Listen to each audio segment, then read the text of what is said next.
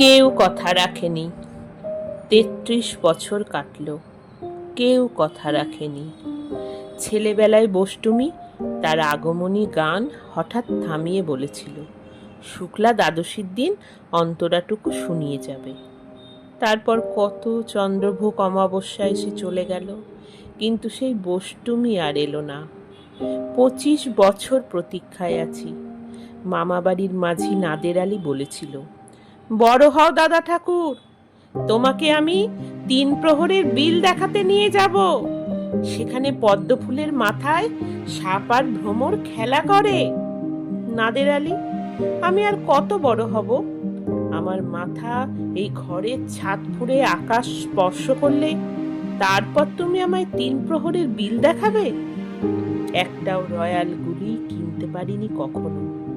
লাঠি লজেন্স দেখিয়ে দেখিয়ে চুষেছে লস্কর বাড়ির ছেলেরা। ভিখারির মতো চৌধুরীদের গেটে দাঁড়িয়ে দেখেছি ভিতরের রাস উৎসব। অবিরল রঙের ধারার মধ্যে সুবর্ণ কঙ্কন পরা ফর্সা রমণীরা কত রকম আমোদে হেসেছে। আমার দিকে তারা ফিরেও চায়নি। বাবা আমার কাঁধ ছুঁয়ে বলেছিলেন, দেখিস একদিন আমরাও।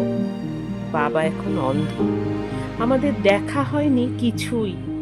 সেই রয়্যাল গুলি, সেই লাঠি লজেন্স, সেই রাস উৎসব আমায় কেউ ফিরিয়ে দেবে না। বুকের মধ্যে সুগন্ধি রুমাল রেখে বরুণা বলেছিল, যেদিন আমায় সত্যিকারের ভালোবাসবে সেদিন আমার বুকেও এরকম আতরের গন্ধ হবে। ভালোবাসার জন্য আমি হাতের মুঠোয় প্রাণ নিয়েছি। দুরন্ত ষাঁড়ের চোখে বেঁধেছি লাল কাপড়। বিশ্ব সংসার তন্ন তন্ন করে খুঁজে এনেছি ১০৮টা নীল পদ্ম। তবু কথা রাখেনি বলুন। এখন তার বুকে শুধুই মাংসের গন্ধ।